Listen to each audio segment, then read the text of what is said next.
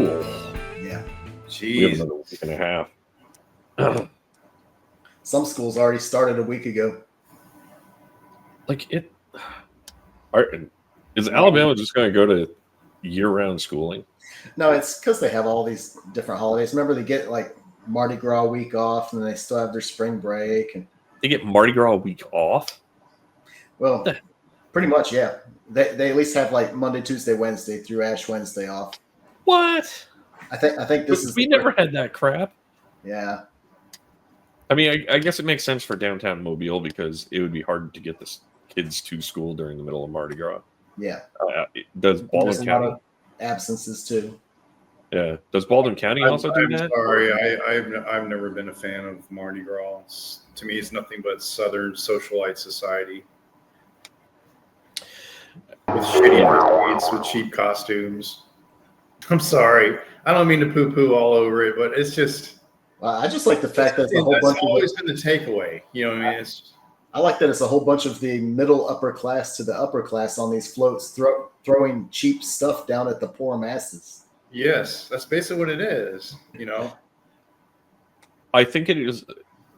I think it's the closest to. So New England towns have like these old home days or little village days or something. They throw lobsters at the people. No, that only happens on the main coastline. Thank you. I still remember Josh going on about, dude, do lobsters just cross the road? No, dude, they're in the water. Like they have no interest. Crabs might, but no, not lobsters don't. But no, they'll do like little village events. Like people in the village will get together and, you know, there'll be like pies and, you know, different little things within each of the little villages that you can go through. Not all of them do it, but a fair amount used to, at least. So I kind of see Mardi Gras as of a moment of people getting together. Now, the thing that you're pointing out about the rich masses throwing down to the poor, one of the things, so it arises out of Carnival, and I take this all with a grain of salt because this is stuff I've heard over the years and read over the years. It arises out of Carnival, and the whole thing of Carnival going even back into the Middle Ages, or not Middle Ages, into like the Renaissance and stuff time period, was the flipping of societal order. So the rich acted poor and the poor acted rich. And so it gave the peasants a period of time where they could felt like they were nobility during this thing, and it kept the social order in line. So in many ways, you're right. It is that kind of, oh, look, we are giving out our benevolent wealth to you. But realistically, most of the people that are on the floats aren't necessarily the wealthy. I mean, the wealthy may pay for the floats, and there may be one or two of them on there, but probably most of the people that are on them are either their family or, you know, just people that work for them or friends with them. So I don't know. Mardi Gras is weird. And it's not celebrated at all in the Deep South. It's only on the coastline. So the last experience I had with Mardi Gras was my dad went to one of the parades, and I guess there was a float called, I don't even know if there's still a thing, but like the Comic Cowboys or the Cosmic Cowboys, something like that. Comic Cowboys, yeah. Yeah. So anyway, they threw out one of their rolls, you know, where they put a rubber band of like comics. And I remember when I was a kid, I reached down and I grabbed it. I like literally grabbed it, and I got to see like just the cover before my father took it from me. Literally took it from my hands. Looked at it. This is satanic. And that was like my last like experience with like Mardi Gras. But I was supposed to be happy that they're throwing moon pies and beads, and people were just going psycho and stomping on little kids' fingers and shit. I just thought the whole affair was just disgusting. Yeah, they're still around, the Comic Cowboys. They've actually been in hot water the last couple of years for throwing out stuff that was racially motivated, and it was supposed to be all in good jest, but it was tactless. But I did like that they would throw out like comic books for kids to like read. That was the whole point, to get them to read, you know. And and it was just like, you know, some people are just, I don't know, they just lose their minds over like trivial things, like those beads, and they're not worth anything. Nope. Oh, why did you get so close to the horse that now you got kicked? You never like walk behind a freaking horse. I mean, I've seen that happen at a freaking parade. Some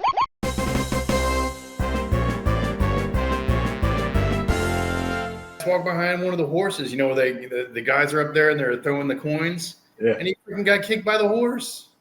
I'm like, what'd you expect? That make for a good shirt. Like the horse hoof just hitting in the face. Yeah, so yeah, I was never really into Mardi Gras. I just don't like.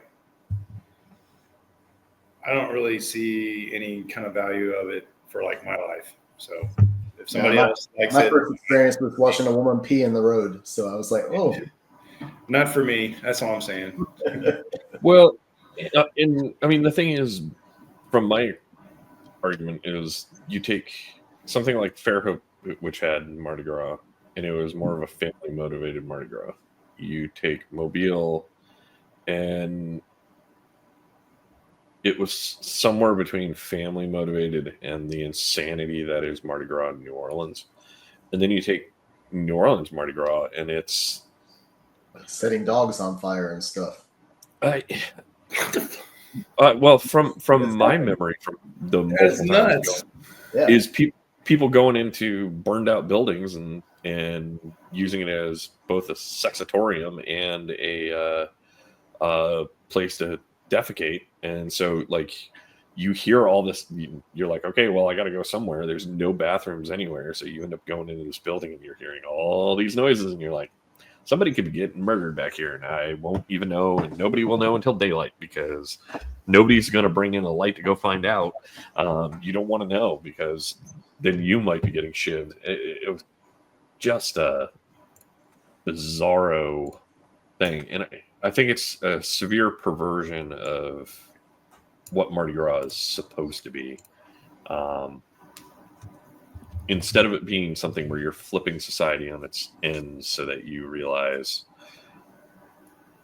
why you have societal structures, instead you're flipping it on its head so that you can embrace your hedonistic desires. And it's just that never happens with any holidays. Christmas. Yeah. What? What? You're saying Christmas no longer lives up to what it's supposed to be? Never. How about Easter? I think the older I get, I think and I don't mean to be, but I really feel like the over commercialization of Christmas, and basically the holiday now being tailor made for capitalism, really warps the meaning of like Christmas, you know? So, and the sad thing is they're now doing it to other holidays like Halloween. And I'm actually going to go on record saying I like the over commercialization of Halloween, because that means I just get to see that much more like spooky stuff. Well, I agree with you. But I'm saying if they're claiming that, well, they're doing the same thing now with Halloween, but it's like you're saying, I just think that like the whole Christmas bit, and just like, oh, they have to have these things, and knowing how much I've spent on Christmas for other people. When it gets to be the holidays and you know you're going to be stressed out until March, like stressing out like how much money you got in your bank account until March, all for one holiday. You know what I mean? And that's the perversion of the holiday. That's that's what it shouldn't be, and that's what we've allowed it to become. And at what point do we determine that people have no control over us and we live our life at our terms? Like, why are we living societally at the terms of some company who determines that, you know what, we should embellish and go to, goodles of things for Christmas. What? That's why I like Thanksgiving. What's the whole point? You get together, you eat food, you argue with your relatives. That to me, that is the ultimate like holiday. 4th of July is kind of the same thing. You get together, you blow some stuff up, you act like patriots. I mean, that's a whole nother argument of whether or not people actually are patriots. But anyway, sorry. Question for you guys. It's become a big deal down here. Cinco de Mayo. Is it a big thing where you're at? I think it's anywhere where somebody's willing to make money off of drinking. I think it's especially in areas where they are railing against pushing immigrants out as quickly as possible, which a lot of areas in the Deep South they are trying to do. I think it is highly hypocritical. I think it's ridiculous that we even think of what's the St. Paddy's Day? Mm-hmm. What the hell do we think? So we go out drinking for St. Paddy's Day. All right. You want to talk about something racially insensitive. Basically, you're saying, drunk folk are the Irish.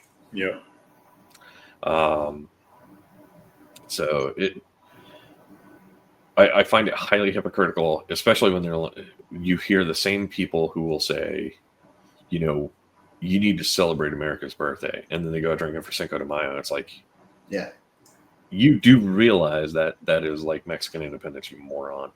Like, it can't be any more clear what that is, yet you are completely ignoring that and using it just as a reason to drink.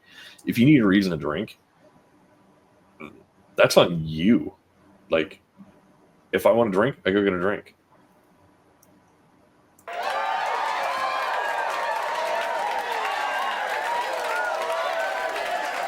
I don't need a reason. And if you're using a reason to go get hammered and smashed and everything else, yeah, I did that. That's called college. And you know what? Even then, I didn't need a reason. It was a Friday night. That was my reason. Or it was Thursday night. Or, well, actually, even Tuesday night. But we won't talk about that. Yeah, the Cinco de Mayo thing annoys me. So, not for the Cinco de Mayo. I mean, honestly, if I was going to go out and celebrate, if Mexican restaurant wants to give me cheap drinks on Cinco de Mayo to celebrate, where the food and very likely some of the either the owner or the workers came from, rock on, man.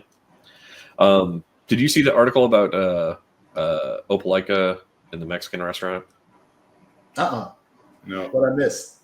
So ICE went after a Mexican restaurant in Opelika, Alabama.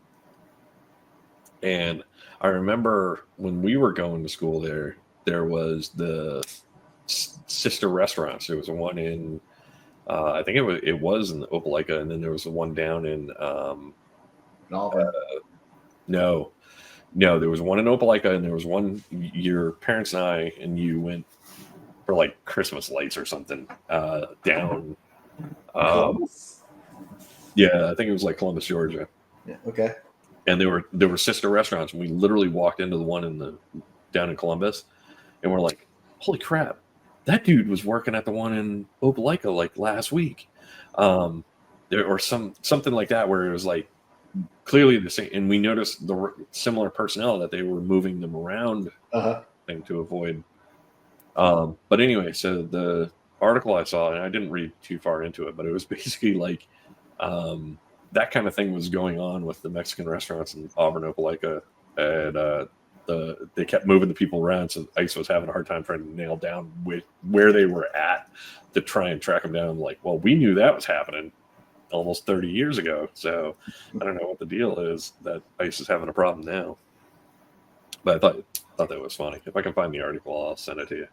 There is a restaurant, I think they're a small chain up here called Tres Amigos, and of course, like every Cinco de Mayo, they do it up, and have all these deals where you can drink margaritas and blah blah blah. So a lot of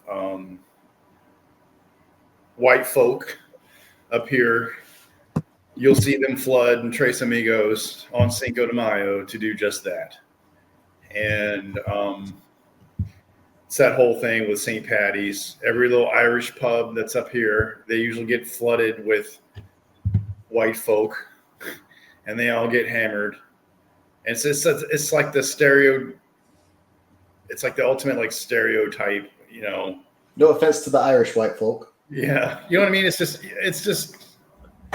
Well, here's the thing: is I don't have a problem with that because you know what? If they're using it as a promo way of making more money to bring people in, that's good for the businesses. Exactly, that's good for the business. But when you have some person who sits around and rails about, man, Mexicans are you ruining this country, and then they turn around with the next breath. So we going out drinking for Cinco de Mayo? But why? Like you clearly don't want them here, yet you are then going to go out drinking for them, and then you'll be mad that they're waving their flag here. So can they wave their flag on Cinco de Mayo? Is it okay for them to do it on that one day, but then the rest of the day they can't admit that they're Mexican or that they were Mexican or that they come from Mexican heritage? Lineage. Huh? Or even have Mexican lineage. Yeah, that's where I was going with the Mexican heritage. I mean, it blows my mind that level of lack of self-awareness.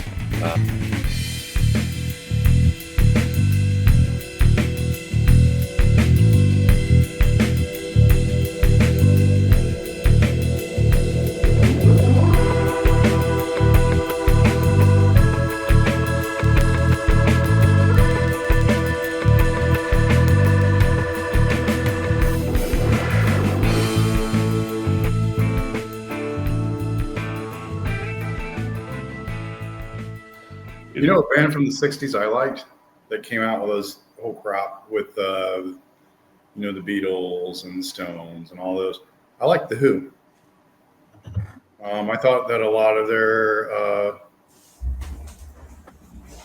their stuff with like Teenage Wasteland, all that stuff was really good. I thought that they had a really loud, bombastic sound for what they were doing. And I don't know if a lot of people know about the bass player from the Who. That guy was a beast on his instrument. And you combine that with the reputation of a Keith Moon, you know, things are bound to get the energy and the swagger is going to be there. And they certainly, I felt, brought the sonic swagger to rock and roll during that time because it was much needed, because you could tell that times were getting heavy. There was a lot of social change, and I think their music was starting to reflect that.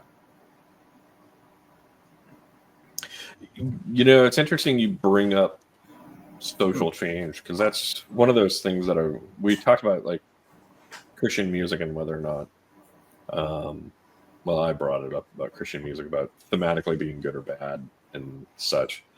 You look at a lot of the music of the late '60s, Who being right in there, Stones, Yardbirds, the Kinks were in there as well, from a punk level or pre-punk level.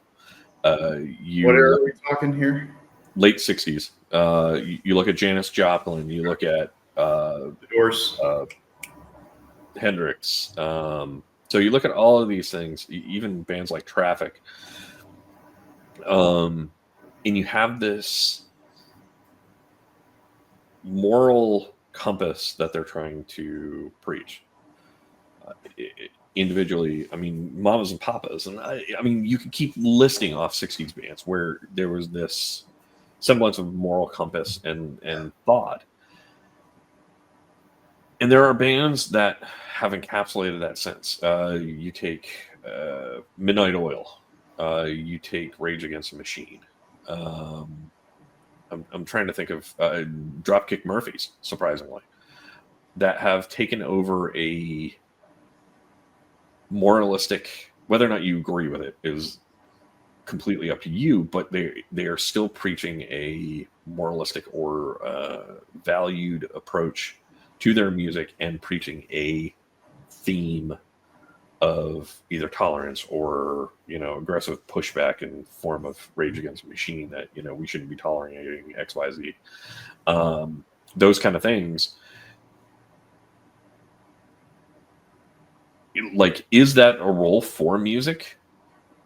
Or is this also a situation kind of like Christian music, where if you focus so much on the theme that you actually ruin the artistic component and therefore the message you're trying to convey? I mean, I think Rage Against the Machine's first album clearly was astounding. Midnight Oil's first foray into the public domain was a wake-up call.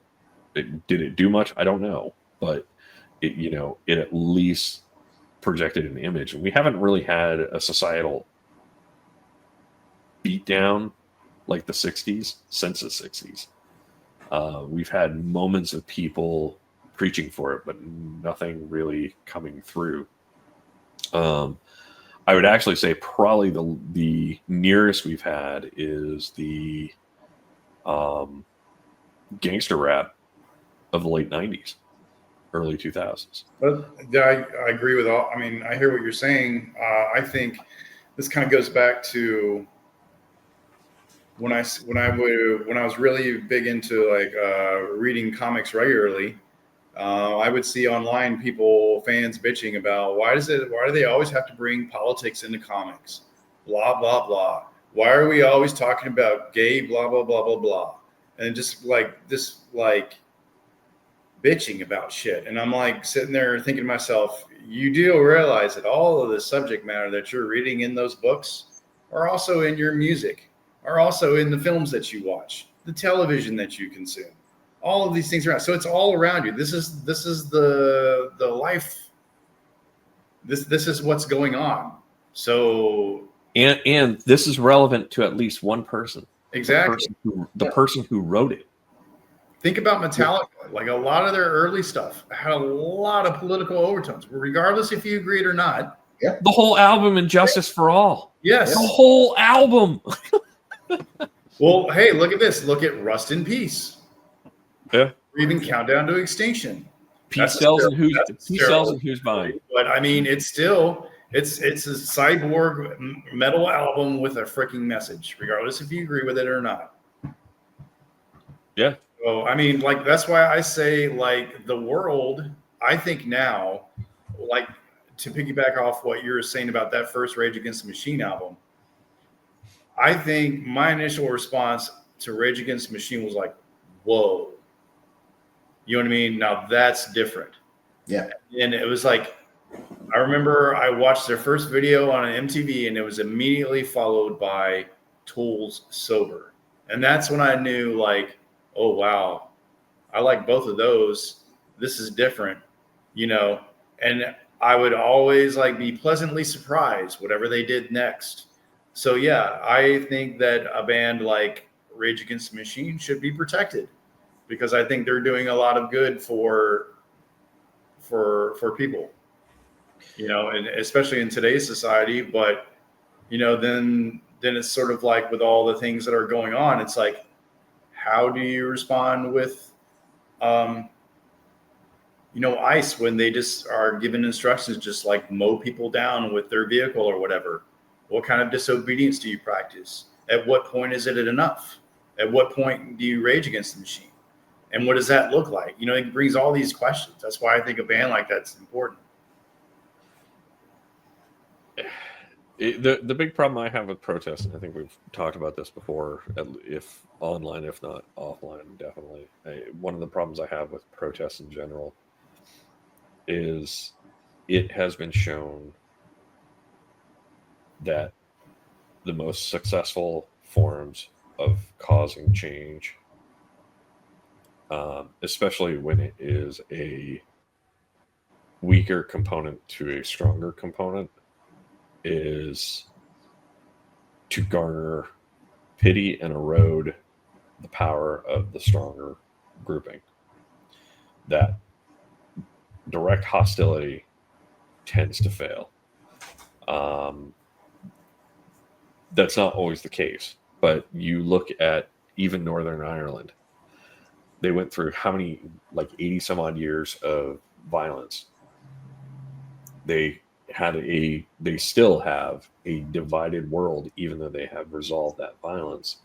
And there was a documentary that came out about a year or two ago that even though peace was reached in the 90s, the violence is escalating even now. And so they bought themselves a short-term thing instead of, now one could say the same thing about us with the civil rights movement of the 60s. Peaceful protests led to change. The problem we have now is 40 years later, we've taken a whole step back.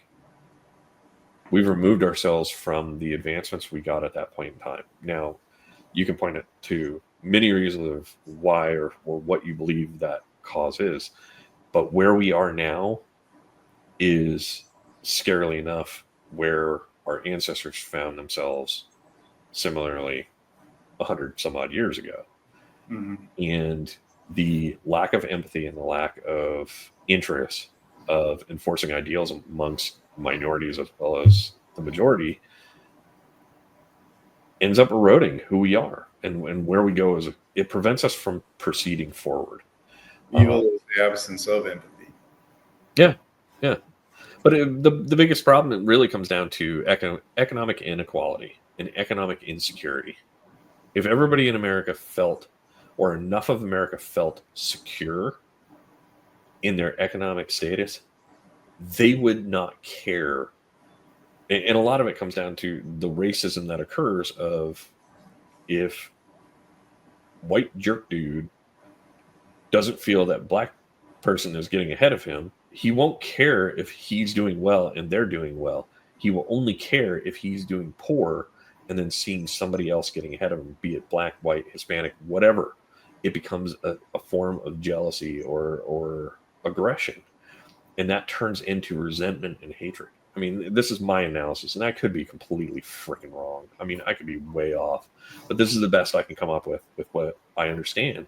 If we're going to get rid of that resentment and that hatred, we have to balance the playbook so that everybody gets a fair turn, and there is no thumb on the scale. Now, there had to be a thumb on the scale.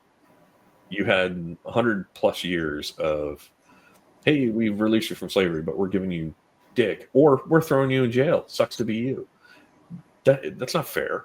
That's not trying to give an opportunity. That's actually hampering their ability to match up and cohabitate fairly. Are we there yet? I don't know. I'm not a social scientist. I don't know the fix on it. All I know is right now there is resentment on all parties, which means whatever solution we put into effect failed.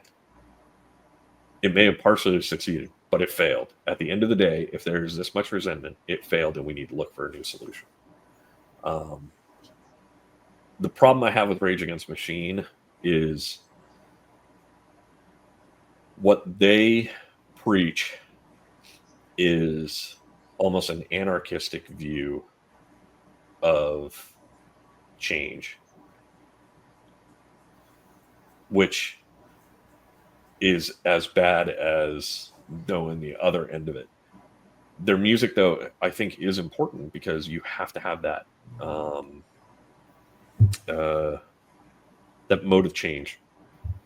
You have to have that spark that causes the fire to start. Let me ask you this. Do you think Rage Against the Machine, do you think your feelings would be different about it if they were made entirely of minorities? If the group was all black or Hispanic? Prophets. Yeah, I think it's the message that is encapsulated. If you actually listen to their lyrics and you actually listen to what the band members say, like, I completely understand and agree with 90% of what they're saying. Like, it comes into, when you actually listen to people on both the left and the right, a lot of what they're complaining about is the exact same thing. they identified the right problems. It's the solution of how they want to execute this solution. And that, like Rage Against the Machine, I love listening to their music, but after having as an adult doing a deep reading of their lyrics and then listening to what their philosophy is, where their mindset are, I have a hard time reconciling that that's going to yield a positive resolution at the end. I see it that if we jumped on it and went, cool, we're taking this particular philosophical viewpoint for resolving things, we're going to end up with bombs in churches, bombs in government buildings. We're going to end up with Unabombers. We're going to end up with all these things that create more chaos and less unity. And we have to figure out some way of identifying problems fairly amongst us as a culture and finding a resolution for it, an agreed upon resolution. And people have to acknowledge, and this is probably our biggest problem as a society right now, we're not willing to accept a conclusion that does not make us better. That it has to be us and us alone instead of us as a collective us. No and sometimes well, think about it. If you go out and you have bread and your neighbor does not have bread, but you don't have ham and they do have ham, when you step up to the plate and it's your turn, do you take bread and ham, or do you just take the ham because that's what you need with your bread? And do they take ham when they have the ham and not take the bread? And we have to understand that sometimes you don't need this. This is not for you. And so you don't partake. And so, yes, money is going to get doled out. There are going to be benefits that get handed out. But if you don't need them, so what? You are going to get your handout somewhere else. And people have failed to realize that we are getting our handouts somewhere else. We think, oh, well, the poor are getting theirs. I'm not getting mine. You know what? Yeah, they are getting more because they don't have that bread. They don't even have the ham for some of them. Some of them don't even have the plate. So, yeah, how about we give them that so then they can even sit and have dinner with us and not feel like they have to be sitting under a tree and hiding in the fact that they're having to eat off of a napkin at the company picnic or some crap like that.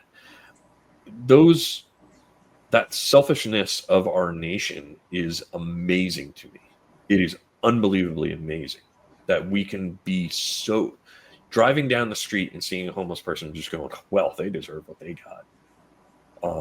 And especially you're rolling down the road in a $50,000 or $70,000 or even a Tesla where you're at a $120,000 car rolling down the road, and you see somebody who has nothing, and you can think, well, there's nothing I can do for them. There's definitely something you can do for them. And even if you don't want to do it personally, there are ways that we can funnel money to people who are willing to do that work, who are willing and able to get out there and make those change. And that's where we as a country are severely disappointing. Let me ask you all a question. Do you think that with the mental health epidemic that's going on in our society, do you think it's more of a personal predisposed genetic disposition, or do you think environment has a lot to do with the mental health status in our country? Absolutely. I think environmental has a lot to do with it. Now, being married to somebody that has a neurodegenerative condition, sure, there's going to be some genetic ones out there. But going down the road and seeing somebody that's obviously not mentally well, I think a lot of that's got to be environmental. Really has to be. I think so too, because I can definitely tell that my mood as a person has definitely shifted since I've been up here versus when I was down there. I deal a lot with people, and I'm sorry, this is like taking us into different territories, but I see a lot of within state kind of nationalism. What I mean is, like, when you're from Texas, you think that Texas is the most awesome place on the earth and it's superior to every other thing. Michigan has the same kind of thing. Like, they want to do everything in Michigan. They really put a lot of effort in their campgrounds, and that stuff is beautiful and everything. That stuff is great, but they take a lot of like excessive pride with the state. And I know there's a lot of people up here that it's like pseudoscience is celebrated. You got a lot of chiropractors and people that are into the woo who claim to be doctors when they're really not doctors. People that claim to be mechanics, but yet are never gone through, the proper channels to become a certified mechanic. Everybody's trying to be legit. Everybody's trying to hustle. It's all about what I have and what I want. And I know this may sound like, well, that's a lot like anywhere you go, but I really notice this a lot from compared to where I grew up. That's because in Alabama, they wouldn't tolerate half of this crap. Yeah. And mostly because they're insular, and anything that is new age or new philosophy, and I mean, it may have changed in the last 20 years. Not really. But yeah, I mean, it's very insular of like, man, I'm not doing that hippie stuff. What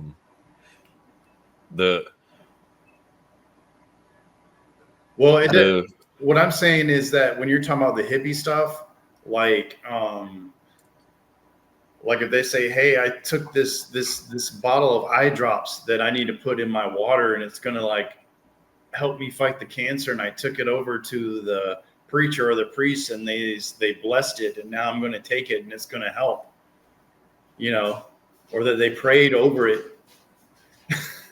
Yeah, I mean that's a different. When I comment about the hippie stuff, that's more tongue in cheek, and I think there is still a resentment in the Deep South. I mean, I got called carpetbagger when I was down there, for crying out loud. But I think there's a residual resentment from the civil rights actions being forced upon Southern masses, and the perceived component that ran parallel with the hippie movement.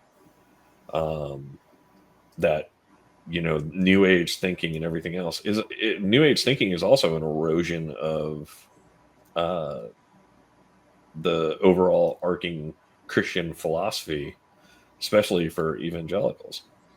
Man, talk about us coming back to evangelicals. But I mean, how do you rectify, these crystals have power, and Jesus said, don't believe in false medicine? I mean, it gets kind of weird. It becomes incompatible. So, but I don't know if that's necessarily just where you are. I think it is. I mean, part of that is probably where you are in Michigan, as well as like what is in the area. That kind of strikes me as stuff that's near college towns, areas where the strict adherence to a singular form of belief is weaker, and allows more exposed thinking. I mean, you'll find like huge communities of it down in like New Mexico and Arizona. So, I mean, not even to go into California itself. So, I mean, it's more of West Coast stuff kind of bleeding back East Coast in a way, in my opinion. Whether or not that's true, I don't know. But and I think it gets down to identity. Maybe getting into the whole mental health bit that we were just talking about, that he was mentioning how Texas, everyone from Texas has got to, boast about being from Texas. I think to a degree, every region or every state starts doing something similar. Being here in Alabama, well, literally the very first thing I was asked when I moved to Alabama, and this is when I was in second grade, I go into the classroom and they say Alabama or Auburn, and I had no idea what they were talking about.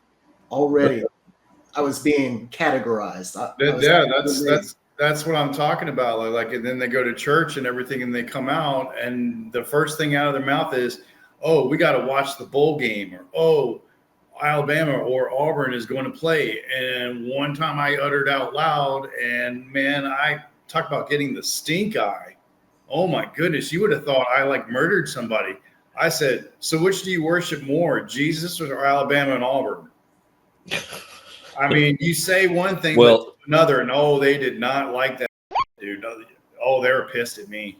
You skip the in between. You skip the in between step. The first one is Auburn or Alabama. The second one is Baptist, Methodist, or something else. Yeah. And if you come back with being like a Quaker or Catholic, Jewish or Muslim, oh my God, don't be a Muslim. And I think doesn't go over well. The environmental issue for mental health is that we have subcategorized ourselves so much that we're forced to find some sort of an identity in a very small space.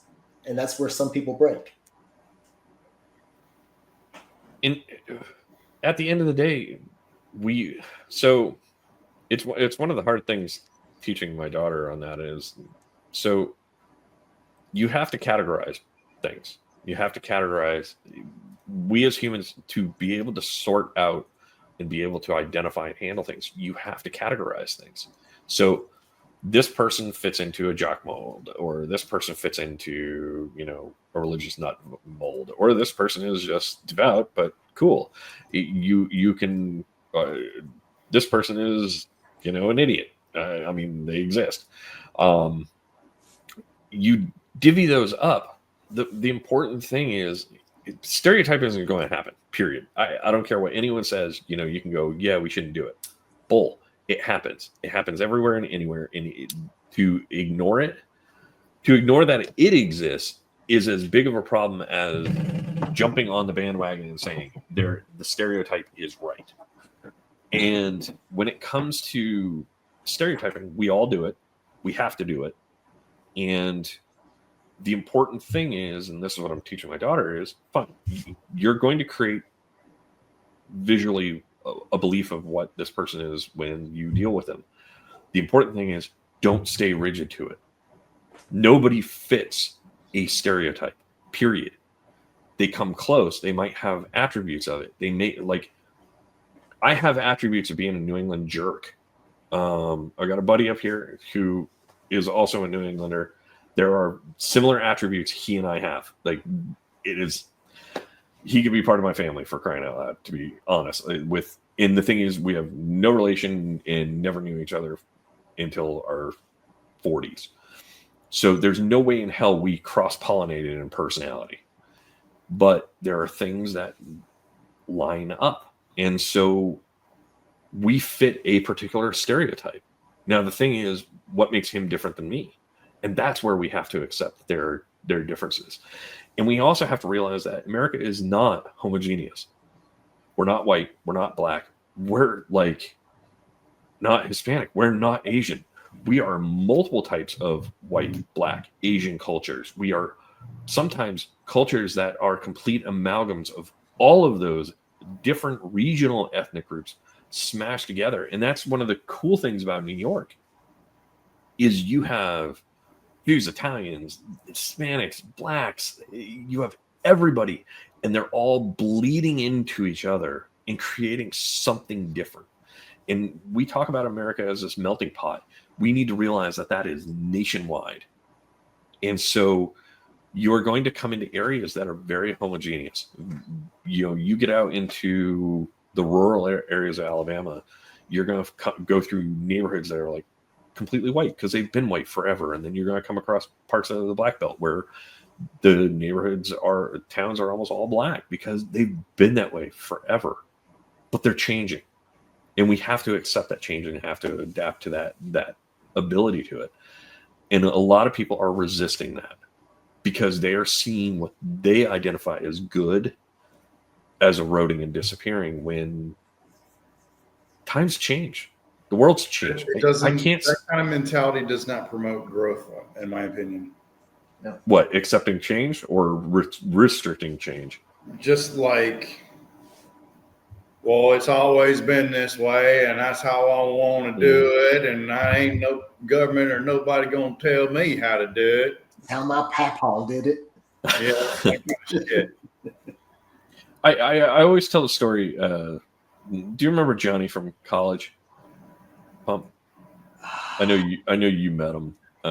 D, I don't think you were around when we were hanging out with him. He was one of Mike's buddies.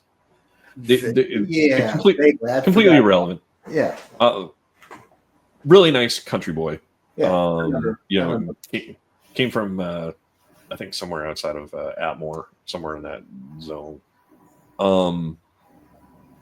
But when we first met him and we were sitting around chatting with him, and I clearly was not deep Southerner in mentality, but he'd start telling stories, and we're sitting there and we're listening to it. It's like, dude, do you just realize you told the story about your dad being a bigot towards black people? And he's like, no. This is what was happening. And it's like, okay.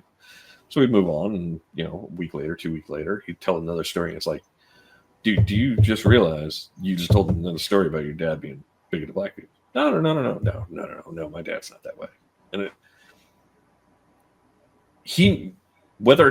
maybe his dad was this way towards everybody, but when you get a series of stories and each one of them involves his dad doing something bigotish towards black people, it's like, dude, I'm sorry, your dad is a bigot. Like, if he's doing it to everybody, that's a whole different story, and then he's just a jerk to everyone. But you're at least telling only the stories that make him appear that way.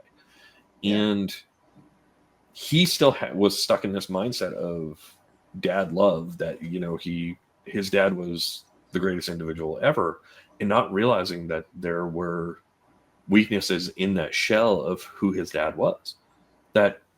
And it's, I think, one of the broader problems that the South has is, well, you can't tell me my grandfather was a racist. Well, yeah, I can say your grandfather was racist. Your grandfather was a racist. He may have been good in these instances, but you have to acknowledge that there is a core problem. That doesn't mean you can't love the person who you recognize, but you have to be able, and we talked about this with our dads, that there is that component of, there are those problems. Inherited behavior. Yeah. I can't say that the behavior didn't exist and that this was a problem. It was. I mean, not that my dad was racist. If anything, I think he was far from it. But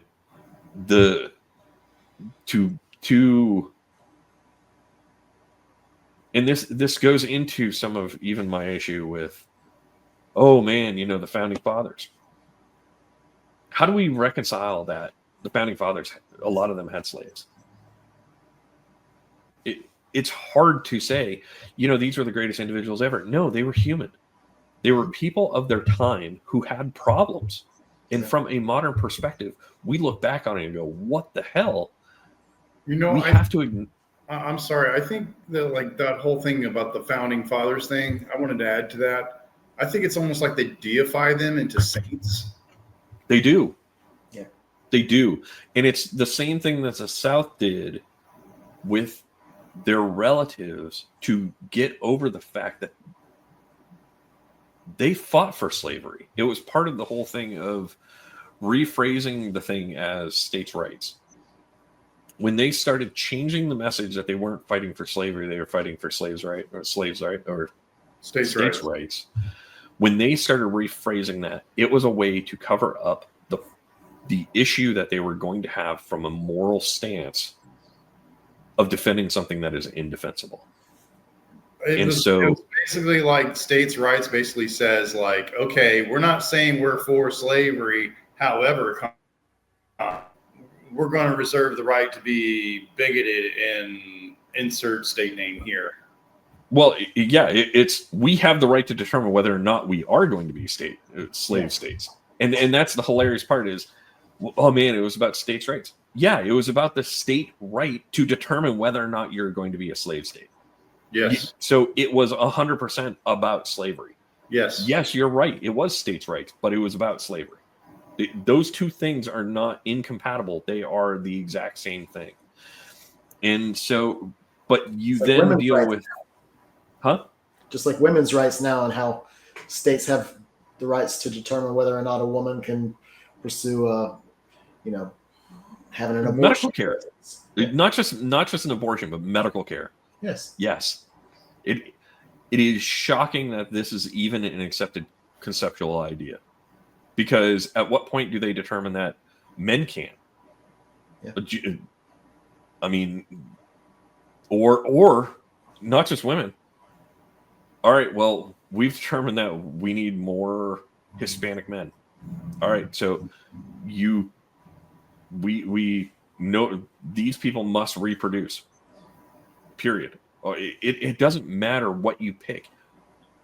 It doesn't necessarily mean you have to allow everything, but you have to at least be able to identify that there must be exceptions. We have to figure out what those exceptions are. Otherwise, we will be able to abuse that. And right now, it may be the right choosing to abuse in one direction.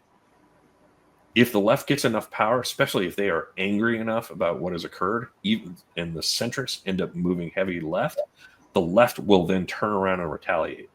Yeah. And we will be in this death cycle of continued retaliation without actually making progress forward. And so the abortion thing, in many ways, it is the left's fault for not enshrining abortion in law. It is also the left's fault for not enshrining women's rights fully in the law. They chose to let the courts do it. And now, with the courts having shifted, much like they did with Brown versus Board of Education, as the courts have shifted, which they are allowed to do, whether we like it or not, we are now beholden to the fact that we did not follow up with the laws to support what we believed culturally was the important part. Man, this turned into a heavy soapbox for me. I apologize. I've been prattling on a lot today. So I kind of missed the music talk. I think it kind of bled over into a whole lot of other subjects. Yeah. Oh, dude, there's so much going on right now. And the worst part is like I think we talked about it before. It's like you can't tackle everything. You can't tackle everything. And how do we deal with them? You want to talk about mental health? When there doesn't appear to be anybody trying to actually make things better, there are people who are leading us who are more willing to fight, not actually just make a change and improve people's lives. And then seeing people rot out while this battle goes on, that's infuriating. That is eroding our mental health because we are anxious about what's happening to people we know and concerned about people who we know are at risk. This is the damage to our society. This is where lack of empathy is killing us.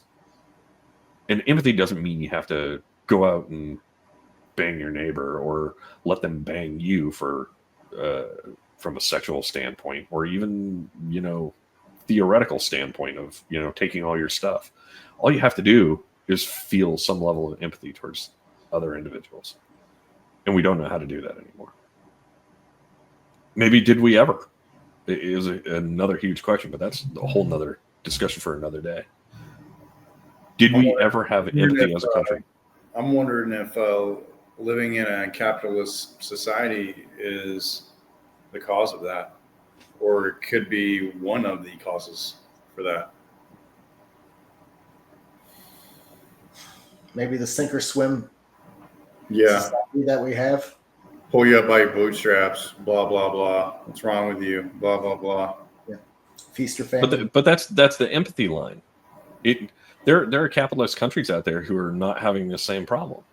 Now, admittedly, they have more social networks in place. And we call them socialist countries, but there are countries who are not having these problems. And they are also capitalist. I mean, you can't tell me that like Sweden, France, and England, and Germany. I mean, they are all having different problems. I'm not going to say that their solutions are there, but they are not having the problems we are having. And instead of us trying to learn from them, we instead go, well, we're not them. Okay. Well, that's cool. I mean, I hope at the same time you realize that if you're doing that, you're saying that about your neighbor as well. And in doing so, if you look and your neighbor's doing really well and you're doing really crappy, you might want to actually look at what they're doing to figure it out right. To change your way to get ahead, if that's what you deem as getting ahead. But we refuse to do that as a country. Yeah. We scoff at everybody else thinking that we're the greatest thing on the planet, and that's a great way to fail, in my opinion. Like John Cleese from the tower, patting his head, scoffing on the people below. I fought in your general direction. You know, it's kind of been like doing like some research in my family history. I guess somebody that I'm like related to that was an actual soldier in the Confederacy. And you find all these things and you're like, well, I mean, they were over in this country. Yeah. You know what I mean? It's just sort of like the more and more stuff you dig up, and you know, it's unsettling to find relatives on my on the other side of my family who are in some questionable social groups. Yeah. And it's very unsettling, you know, like when you realize all this stuff, it's like, man, do I really want to go digging all this stuff up? Or, you know, but it's kind of like it helps to paint a better picture of the world that I'm in, you know, why things are the way they are. So here's a personal family story on that end of it. And I've come to the realization that I do not carry the burdens, and this is the thing that people get hung up on. I do not carry the burden of my relatives. Period. What they did, I cannot atone for. Period. Flat out. Now, with that said, my great-grandfather in the early 1900s, so let's see, I want to say it was probably like 1910-ish, ended up joining the KKK. Small southern town, ends up joining the KKK.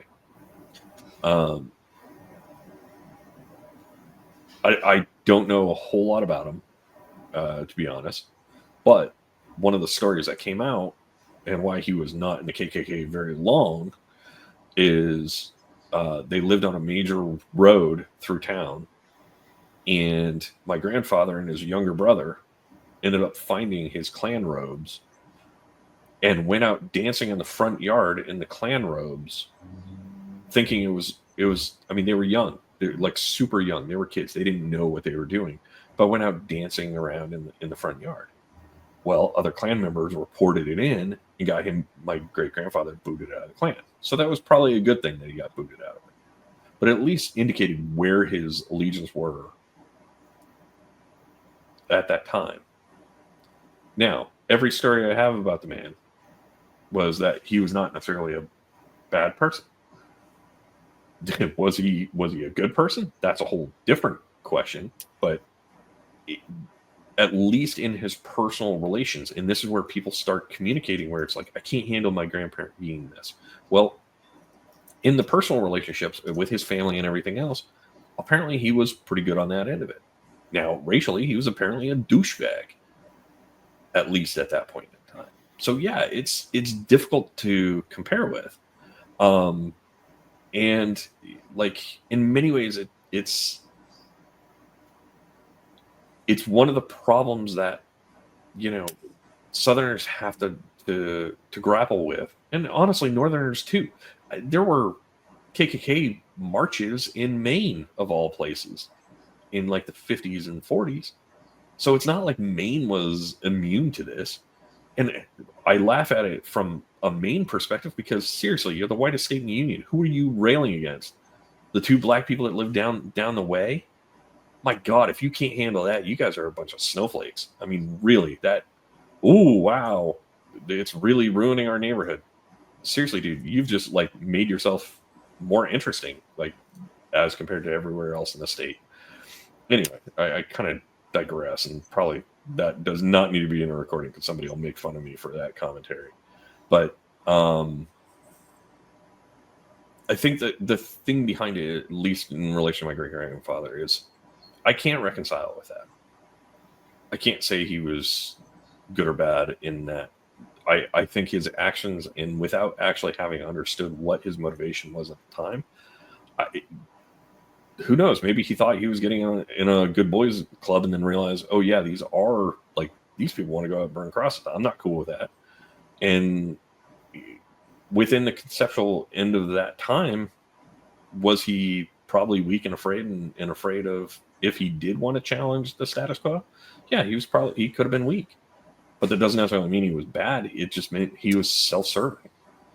So I don't know. I have no clue. But these are the kinds of things that people have to deal with that. Well, I mean, there's also like things like kind of like how they had the loyalists during the Revolution who all fled north to Canada to escape when the end was near, as far as that conflict.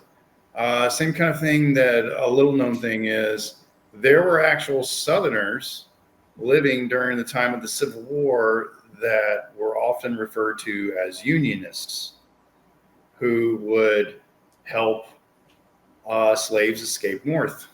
Yeah. That lived in the South. And if they were found out, they were usually hung. Or shot. If you did not, you have to remember that the South was drafting soldiers at a rapid rate. Most of them fell in line and signed up. Some of them said, no, I don't want to do that. And they were often like hunted down because they did not want to join the war effort, or they tried to flee north. So, I mean, that also was occurring too down there. I just think though, like them, if you were a unionist, you also probably face the very probable and real thing of, well, now you're ostracized from your family, you're cut off from all your wealth. Now, you're basically starting from scratch. Yeah. Well, on my family end of it, so my cousin has tracked down actually some relatives that ended up dying in the Civil War or the Confederacy. And on the other end of it, my aunt on the other side has ended up tracking down relatives that fought for the Union. So I got both sides of it. Now, the funny thing is, you can't say that even the people who fought for the Union side were anti-slavery. Many of them were just like, no way in hell is the South going to leave us. I mean, there were riots in the North, so there was no central consensus that this is exactly what it was. So it makes it really hard to take modern sensibilities on things and then layer them onto somebody in the past and go, yeah, this was good or bad. This was something of the time. And to go good or bad gets into the huge problem going into a binary line of thinking. Good, bad, good, evil, black, white, 0, 1. It doesn't matter. Whatever thing you choose to have an either or, especially when it comes to anything sociological or historical, you've lost the train. You've completely lost the train because nothing is black and white. No. With the exception of maybe the Holocaust. The Holocaust is pretty damn black and white. The Armenian genocide, that's pretty black and white. Whether the Turks like it or not, I'm sorry, that it's pretty hard to validate that one. Even you look at any of the battles going on in Yugoslavia post, but even with the battles in Yugoslavia post the fall of Yugoslavia, yeah, there was genocide going on. There were some weird issues going on with all of that as well too. I mean, that's not it's not an easy thing to unwind, and that's part of the reason why historically I think a lot of it gets overshadowed and people just go, Bosnian genocide, and then they leave it instead of ignoring the broader thing of what truly happened in Yugoslavia. I don't know. Us not being willing to deal with a complicated world cheapens the lives we live. And yes, it causes people to have anxiety, and it causes people to be emotionally distant, and honestly, it forces people to deal with tough topics. But if we're not willing to deal with that, we are not looking at the world in color, we are looking at it in black and white. And we might as well just be watching 1950s TV and have, some cool little episode that wraps up at the end of everything and has no effect on the greater storyline of these people's lives. And that's not how the world is. It never has been, it never will be.